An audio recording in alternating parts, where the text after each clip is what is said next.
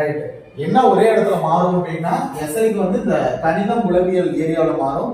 மீதி எல்லாம் வந்து பாத்தீங்கன்னா கொஸ்டின் வைஸ் வந்து பாத்தீங்கன்னா அதே தான். நமக்கு 75 டிஎன்பிசில 75 கேள்வி கேட்பாங்க, இங்க 80 கேள்வி கேட்பாங்க. அதே போலீஸ்ல வந்து பாத்தீங்கன்னா 45 கேள்வி கேட்பாங்க. அடுத்தது ஹிஸ்டரி அண்ட் ஐஎன்ஆமி 8th ஸ்டாண்டர்ட்ல நீங்க படிக்க வேண்டியதுன்னா ஐரோப்பியர்களின் வருகை, இந்தியாவில் வளர்ச்சி, கல்வி, தொழிலாளர்கள், விடுதலை போராட்டம், சமூக சீர்திருத்தங்கள், ஜாகிரபிகள், இடர்கள், வானிலை மற்றும் காலநிலை, பாறை மற்றும் மண்ணு, இந்திய புவியியல்ல மாநிலங்கள் ஃபர்ஸ்ட் படிச்சுட்டு அதுக்கப்புறமா மழை, மண், காலநிலை, ஆறுகள், மலைகள் இந்த மாதிரி வந்து படிச்சிட்டீங்கன்னா போதும். ஓகேயா? இது ஒரு ஸ்டாண்ட் எடுத்து படிங்க. ஓகேயா?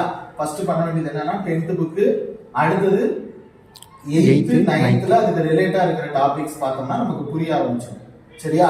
அது கூட கிளாஸ்ல நடத்துற டாபிக் மட்டும் பாத்தீங்கன்னா வேற எதுவும் தேவையில்லை. சரியா? ரைட்.